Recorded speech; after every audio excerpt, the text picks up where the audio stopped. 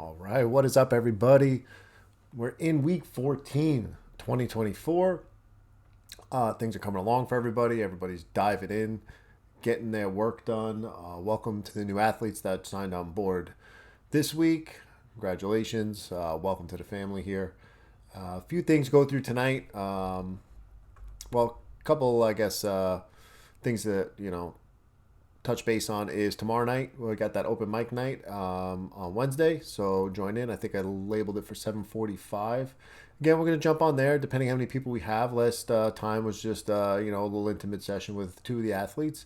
Talked about nutrition and whatnot, and maybe I can spur a conversation for tomorrow night off of this video because there's a few things I'm going to touch base on. I'm also working on that nutrition talk, and really the synopsis of what that's going to be is just starting the conversation. There's so many nutrition talks I have with all the athletes from just an overall general view of it. It's not going to be anything in depth on exactly what you need to do because everybody, it's so individualized.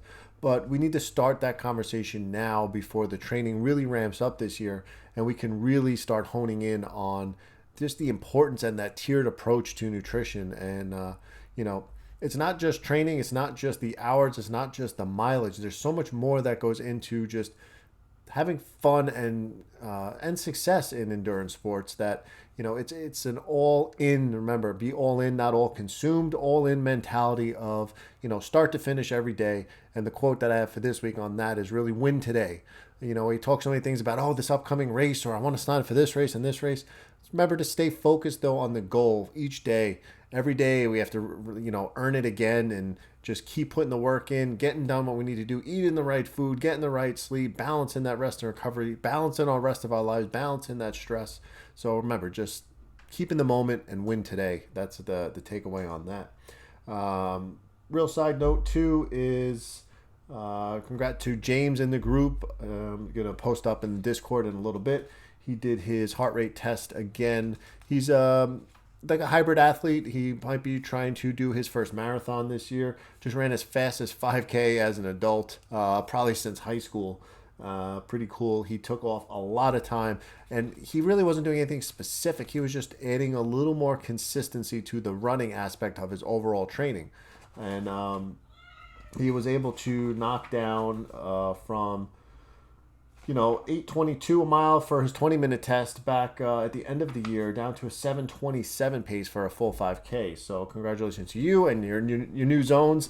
Now, again, his heart rate didn't change much. His heart rate actually in the test was 4 beats lower average for that 20 minutes, but his pace was able to get so much better that now he's going to be able to readjust his zones and he's going to be able to run a little bit quicker at the same heart rate level that he was just 4 or 5 months ago.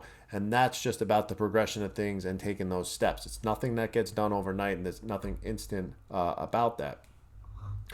One more thing I want to talk about too, just about runs is, and I have some stuff I want to pop up on the screen right here, is the tale of two runs, okay? So we go out, we go do this training. There's some easy runs on your schedule, moderate runs, then there's some interval work, tempo work, things like that. And, the inevitable, I'm going to say the S word, Strava.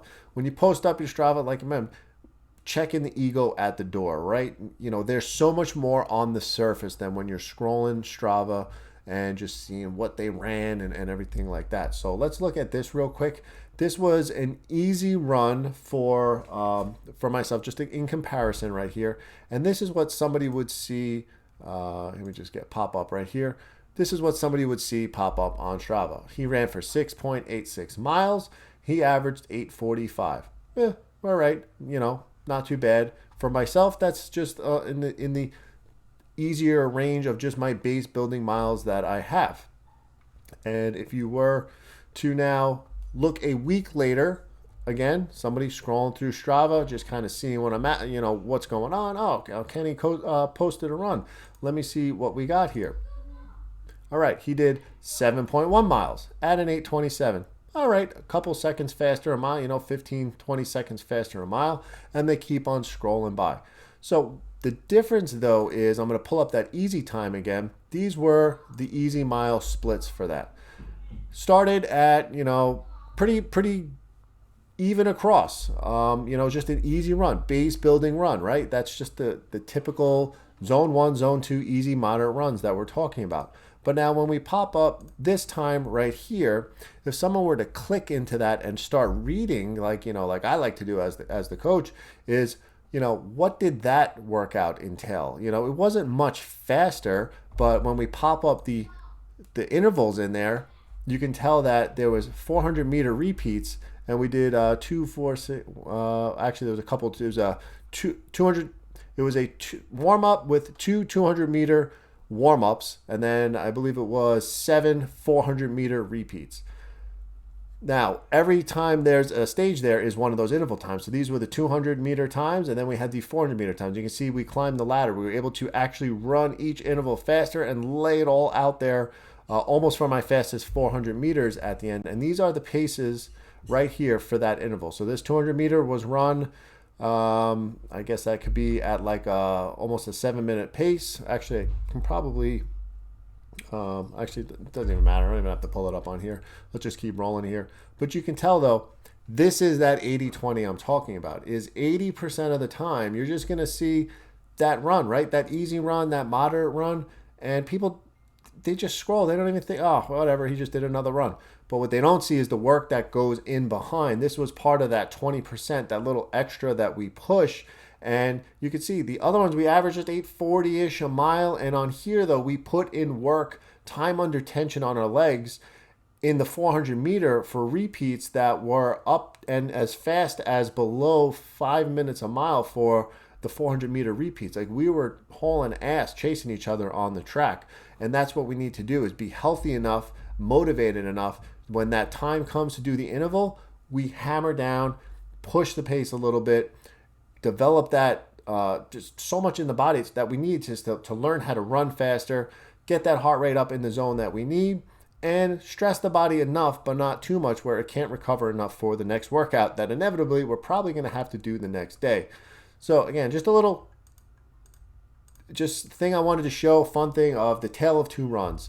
Things could be so similar on the outside. Do you think I cared that day that my pace only showed an 8:25? I mean, I know people on Strava with their ego that they'll literally either stop their watch between intervals because they want their average pace to just be accumulation of just the intervals that they're doing, or they'll load each interval as a separate workout almost on there where they're like, oh, 550 a mile, 610 a mile, 550 a mile. But again, who cares? It's like, putting in the work, smart work works. Like, work works, but smart work works even better. So again, just a little tale of two runs right there. And those are things that I'm looking at. Like, I don't care that your interval run was almost the same average pace as your easy run from a week ago. I dive in and look at that stuff and say, oh, look at the paces that they're hitting. Look at they ran their best 400 in the last 90 days, and they're getting closer to race day. That means they're about to peak soon. And those are the things that I'm looking at. So again, just something I wanted to throw out there. And then the next topic that I've been working on here, I put some notes in front of me about this, is how we can take a better approach to everything that's involved. Because sometimes it can be overwhelming, right? Like, it's not just running, even as a runner. It's not just swim, bike, run as a triathlete. Even as an ultra runner, if it's not just about just logging miles. There's so much more to endurance sports as a whole. There's the training, right? There's the nutrition, daily nutrition, that whole ladder that I described, the pre-workout, the intra-workout, the post-workout. Am I sleeping enough? Is my stress level too high? I'm stressing myself from racing and running and training. I'm peaking, getting closer to race day. Stress is super high training-wise in my body, but I have all this other stress from work building up and things are piling up. And like, how do I control all of this chaos? Control the controllables. I say it over and over again. So there's one thing that you can think about is think about that garage or the basement where there's just shit everywhere. And then, like, every time you walk by it, you kind of look at it and go, I don't want to deal with that today. If that's kind of like how you feel sometimes with training, where it's just like, sometimes you just can't make sense of it all. You're like, I think I'm doing the right thing, and then I don't know, and then I read this, and I'm not sure. This is what we need to do. We need to first of all, well, everybody too as well can only hold. So your storage area, your garage or your basement is only so big. Certain people can handle a lot more than other people can. And it's a learning process. You learn to create more space. But what you have to do is really just dive in. We really need to let go of the things that aren't serving us, right? Like what's fighting against me? What is not getting me to my goals? Whether it's I watch, on the TV too much, watching too much TV. I need to limit some of that time. Do I have unhealthy eating habits? I need to limit some of that. Do you like to have a few drinks from time to time? All right, maybe we got to settle that back a little bit, especially if we're getting deeper into our training cycle throughout the year. Just start pulling things out that just aren't working and just, hey, put them at the curb or sell them at the garage sale, whatever you got to do. And then you're going to be left with all the things that we need to do to be successful with endurance sports. All the other things that I just said were going on with that. So what's the best thing we do? You can either just cram it all in there and say, all right, it's all there. Or we can really start to compartmentalize a lot of it. Pull it all out, organize it, separate it, spring cleaning time.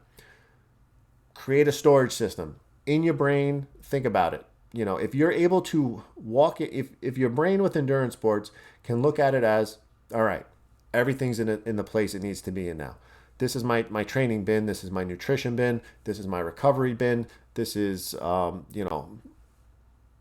gear bin. This is everything that I have that makes me successful with endurance sports and is getting me closer to my goal.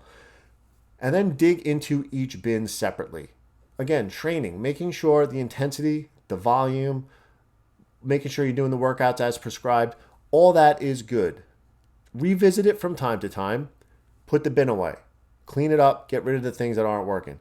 Go to the next thing. Nutrition. Pull that bin off the shelf. Again, go through it. Make some more room. Maybe it's starting to overflow because you just haven't been on point with things. Revisit it. Come up with a plan. Start executing the plan. Put it back. Then go to the next thing. And you don't have to do this all in one day. This could be over the course of a few days, a few weeks. Just write things down. Make notes. Create like a little journal and just keep working on it. This is a never-ending cycle. And then go into the recovery aspect part of things and just start looking at, pulling it out. Am I getting enough sleep? Is my sleep quality good? What are some things I can do to make that better? Is eating a little too late at night creating me to not sleep as well? Whatever it is, just start analyzing that, put that bin back together, put it away.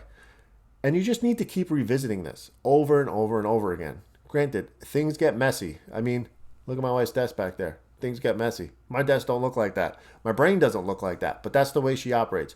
But she'll go in from time to time. She'll clean it up. She'll get things back in order the way she needs to. But me, I'm very regimented, if you know me, in the way things, work in my mind and in anything I do. It's because I compartmentalize things. I revisit things. I like to get everything where it needs to be so I can be most efficient just with as time as possible. We all get the same amount of time in the week, in the day, and there's people out there that spend their time very wisely because all their bins are in order and they're able to have these processes and things that they're able to go through. And then there's other people that literally just ignore the freaking disaster that's going on in their basement or their garage, their training brain of life. And they just kind of like, we'll deal with it tomorrow and just push it along until it just becomes that breaking point. And that's when you lose motivation, just the consistency or the discipline starts to lack, and you need a total overhaul. Like, you need to call people in for help for that one. So just kind of, again, compartmentalize things, revisit things, create a different page for each of those things I talked about in a journal, and just go back and forth, create some goals. 2 weeks from now, go back. Are you maintaining those goals? Start a habit tracker every day if you need to. There's a free one on the website if you want to get there. Just write some notes of things you want to make sure you're doing every day. Getting to bed by a certain time, eating certain food, not eating certain food, things like that. So just try and think about that. That's just another way to approach so much that goes on with endurance sports if you want to be all in on it and just be better, be a better version of you. So that's what I got for tonight's talk, and I hope to see the athletes on there tomorrow night for the open mic. And again, we can continue this conversation. We can get into maybe what to expect. I'm going to try and get that nutritional talk out by the weekend.